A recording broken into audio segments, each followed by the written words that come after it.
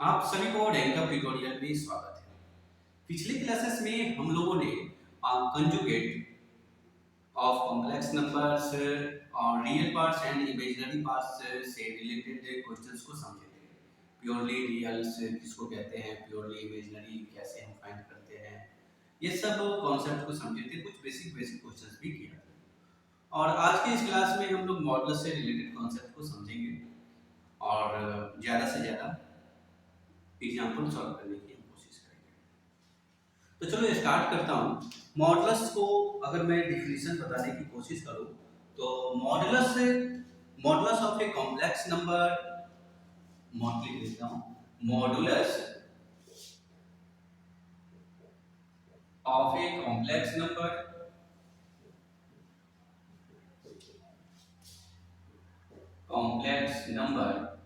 z is equal to x plus iota y is a real number. Is a real number given by modulus of z is equal to root under real का square और imaginary का square. फिर से मैं इसको repeat करता हूं, ध्यान से देखोगे। रियल ऑफ z का स्क्वायर और इमेजिनरी ऑफ z का स्क्वायर। बहुत ही सिंपल है, आपको इसे देखना है, समझने की कोशिश करिएगा। कितने बच्चे ये पूछ देते हैं कि आते कहाँ से हैं, कैसे होता है। तो उन स्टूडेंट्स के लिए थोड़ा सा प्रैक्टिकल, अब इसको समझोगे ज्योमेट्रिकली तरीके से, सिंपल लैंग्वेज में मैं इसको बताने की कोशिश कर रहा हूँ। कोई ज़्यादा मैं डीप ले नहीं जाएंगे, क्योंकि इससे डीप से हमें उतने ज़्यादा बेनिफिट है। ये आपका एक्स एक्सिस होता है, जिसको हम लोग रियल एक्सिस बोलते हैं, वेरी सिंपल। ये आपको वाई एक्सिस है, जिसको हम लोग इमेजिनरी एक्सिस बोलते हैं। इमेजिनरी एक्सिस का मतलब इमेजिनरी पार्ट्स के जो भी नंबर होगा, एक जेड में जो भी मेरा इमेजिनरी पार्ट्स होगा, उसके जो कोऑर्डिनेट्स आएंगे, नंबर्स होगा, वाई की वैल्यू, वो सारे इस पॉइंट्स पे आ जाएंगे। ये मेरा सेंटर ऑफ ओरिजिन है। थोड़ा सा मैं कलर चेंज कर देता हूं, जिससे कंफ्यूजन नहीं हो। सपोज करो ये जो एक्स एक्सिस है, इस पे एक्स यूनिट डिस्टेंस ट्रेवल करते हैं, ये यहां से। अब इसका नाम भी ले सकते हो। OM का जो डिस्टेंस है वो x यूनिट है, और ON का जो डिस्टेंस है वो मेरा y डिस्टेंस है। ON वो एक y डिस्टेंस है, ठीक है। अब ये बताइए, दोनों पॉइंट्स के अगर कोऑर्डिनेट को आप अगर इंटरसेक्ट करोगे तो यहाँ पे कुछ पॉइंट्स बनाएंगे, मतलब इंटरसेक्ट करेंगे। सपोज करिए मैं उसको p पॉइंट्स दे देता हूं, और इसकी जो कोऑर्डिनेट्स आएंगे वो x, y बनेगा। अगर मैं ये कहूं, इन दोनों पॉइंट्स को आप ओरिजिन से इंटरसेक्ट करा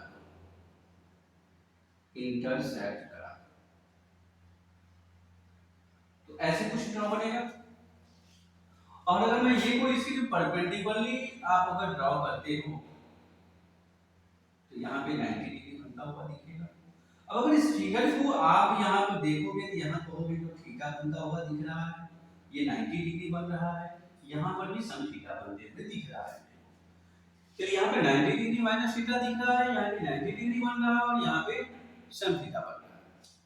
तो आप क्या कहोगे, मेरे पास कुछ ऐसे फॉर्म्स बन रहे हैं, ये x यूनिट है, ये y यूनिट है, यहाँ पे O है, यहाँ पर P है, जिसका कोऑर्डिनेट मैंने ऐसा लिया। अब अगर मैं ये कहूँ बच्चा, जो थोड़ा सा ये बताओ, OMP जो ट्रायंगल आपको दिख रहा है, ये एक राइट एंगल ट्रायंगल है। अब अगर ये राइट एंगल ट्रायंगल्स है, तो राइट एंगल ट्रायंगल्स में हम क्या पाइथागोरस थ्योरम को याद करता हूं। पाइथागोरस थ्योरम क्या कहता था, किन्हीं दो साइड्स का जो स्क्वायर्स है, किन्हीं भी दो साइड्स का, सपोज करो OM का जो स्क्वायर है,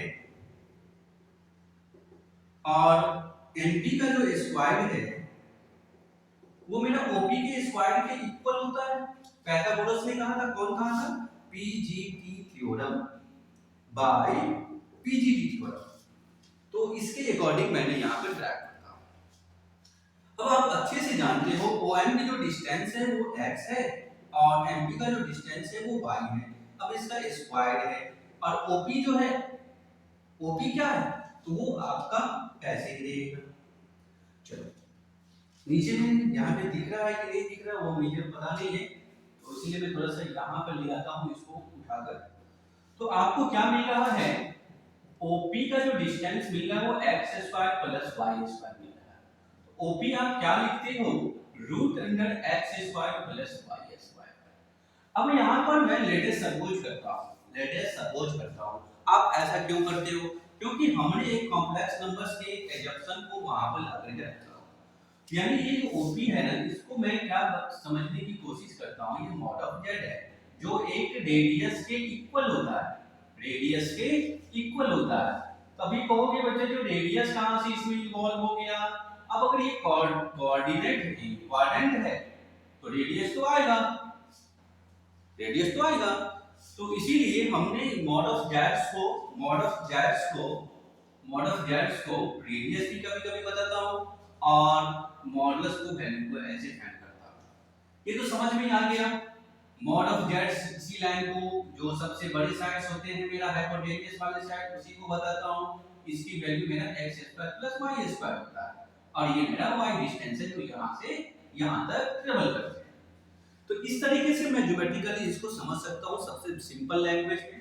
और भी बहुत सारे तरीके हैं, आप इसको ज्योमेट्रिकल तरीके से जानने की कोशिश करोगे tan थीटा cos थीटा के फॉर्म से, बट ये सबसे वेरी सिंपल सा फॉर्म है।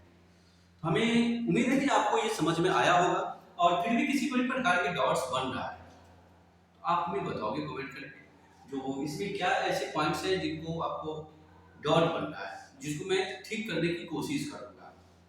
ठीक है दोस्तों, तो आप नोट करो, मैं इसके बाद हम लोग प्रॉपर्टी के बारे में डिस्कशन करते हैं। ओके,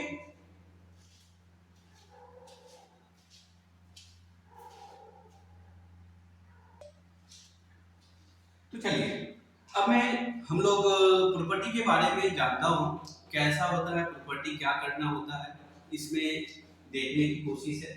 और ध्यान में रखना है कोई ऐसी बड़े मतलब डिफिकल्ट टर्म्स नहीं है, कुछ लॉजिक्स है जिसको आप याद रखते हो, ध्यान में रखते हो तो कुछ इजी तरीके से सॉल्व होते हैं। ठीक है, तो ये बेसिक सा प्रॉपर्टी है जिसको आपको समझना है। अभी अगर कोई भी मॉडुलस निकालते हो, मतलब किसी भी जेड्स का अगर मैं मॉडुलस निकालता हूँ, किसी भी मॉड का जेड का मतलब कॉम्प्लेक्स नंबर का अगर मैं मॉडुलस निकालूंगा वो हमेशा जीरो से बड़ा होगा। ठीक, और ये जीरो उसी कंडीशन में होगा, किसी भी जेड का मॉडुलस जीरो उसी कंडीशन में होगा जब उसका कॉम्प्लेक्स नंबर जीरो हो। अब ये बात कहोगे सर ये मेरे को हजम नहीं होता है, तो सपोज करो आपका जो जेड है वो जीरो प्लस आल्फा जीरो है, मतलब रियल भी जीरो और इमेजिनरी भी जीरो। अगर आपका रियल भी जीरो हो गया और इमेजिनरी भी जीरो हो गया तो मॉडुलस निकालोगे कैसे? क्योंकि मेरे पास जो मॉडुलस निकालने की जो फॉर्म था इसको ऐसे लिखना था, आप यहाँ पे रियल का स्क्वायर करूंगा तो रियल मेरा जीरो है और यहाँ पर ये भी जीरो है, तो जीरो का स्क्वायर जीरो फिर जीरो, तो रूट से बाहर निकलेगा तो वो भी जीरो। अब ये कहता है ये जीरो से बड़ा होगा तब जब जेड की वैल्यू जीरो नहीं होगा। ये कहता है जीरो से बड़ा होगा मॉडुलस का वैल्यू कब होगा?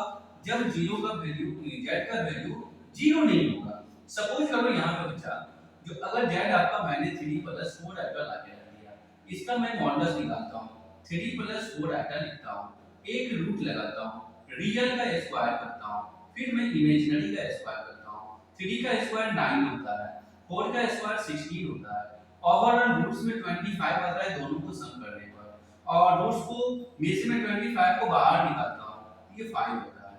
अब किसी बच्चे के दिमाग में आता होगा कि जो यहाँ पे नेगेटिव नंबर्स आपने क्यों नहीं लेते हो, मॉडुलस का value always positive, first question में यही कहता है।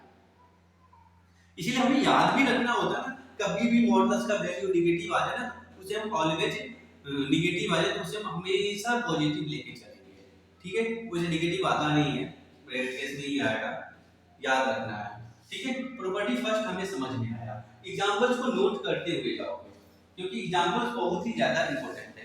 अगर आप प्रॉपर्टी भूल भी जाओगे तो एग्जांपल्स उस चीज को आप कवर कर सकते हो, ठीक है। इसलिए प्रॉपर्टी बहुत ज्यादा इंपॉर्टेंट है, प्रॉपर्टी के साथ साथ उसका एग्जांपल उससे भी ज्यादा इंपॉर्टेंट है, इस चीज को मिस मत करना। क्योंकि बहुत सारे बच्चे कहते रहते हैं सर मेरे प्रॉपर्टी याद नहीं रहता है तो मैं क्वेश्चन कैसे सॉल्व करूं, क्योंकि वो एग्जांपल्स के ऊपर ध्यान देते ही नहीं है। वो प्रॉपर्टी को ऐसे दर्पण जैसे उसका वो गर्लफ्रेंड है उस तरीके से इसको देखते रहता है, बट इससे कुछ होता नहीं है। आपके पास दिमाग में, आपके दिमाग में उसका एग्जाम्पल होना चाहिए, एग्जाम्पल के कॉन्सेप्ट आना चाहिए, फिर आप अच्छे से क्वेश्चन को सॉल्व करते हो, ठीक है। चलो अब यहाँ पे प्रॉपर्टी 2 क्या कहता है? प्रॉपर्टी 2 ये कहता है किसी भी नंबर का, मतलब कोई जेड है, अगर आप उसका मॉडुलस निकालते हो,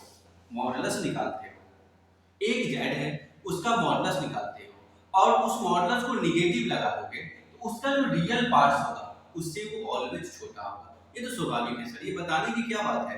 तो आप यहीं पे देख सकते हो ये जेड है, इसका जो मॉडुलस आया 5 आया, बिल्कुल सही। अब अगर इसमें आप माइनस ऑफ जेड लिखते हो मतलब -5, और यहाँ पे जो इसका जो रियल है, रियल पार्ट्स ऑफ जेड वो तो 3 है, -5 तो 3 से छोटा होता है, -5 तो 3 से छोटा होता ही है ना, इसमें कौन सी नई बात है, बिल्कुल सिंपल है। तो आपको एब्जॉर्ब करना है, फिर इसके बाद रियल पार्ट्स ऑफ जेड्स, इसको इस तरीके से लिखा जाता है। चलो इक्वल हो भी सकता है, यहाँ पे मॉड लगा देगा बच्चा, ये इक्वल भी हो सकता है और वो बड़ा भी हो सकता है, कुछ भी हो सकता है, इसके लिए कोई घबराने की बात नहीं है। Second number negative of Jades always negative होगा, वही वाला नहीं कि पॉजिटिव आया इसका अभी नेगेटिव है, 5 और -5 में तो डिफरेंट है या नहीं है, ठीक है। प्रॉपर्टी 3, आप किसी जेड को, मैं एग्जांपल्स को इसको मतलब हटा रहा हूं तो आप उसको देख लेना अच्छे से, वीडियो को पॉज करके इसको नोट कर लेना, क्योंकि एक एग्जांपल हमें लेने की जरूरत पड़ रहा है, तभी इसके बाद आपको प्रॉपर्टी 3 समझ में आएगा। अब यहाँ पे कहते हैं कि जो किसी भी जेड का, सपोज करो मैंने इस जेड का 3 + 4 आएगा जेड का, जो मॉडुलस अभी मैंने निकाला था वो कितना था, तो 5 था।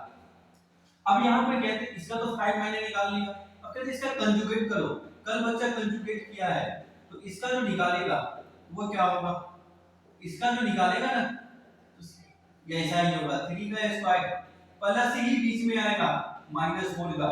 अब यहाँ पे ये 9 हो गया, ये 16 हो गया, फिर से रूट में 25 बाहर निकलेगा 5। आपको घबराना नहीं है, सिर्फ कदम से कदम साथ मिला करके चलना है,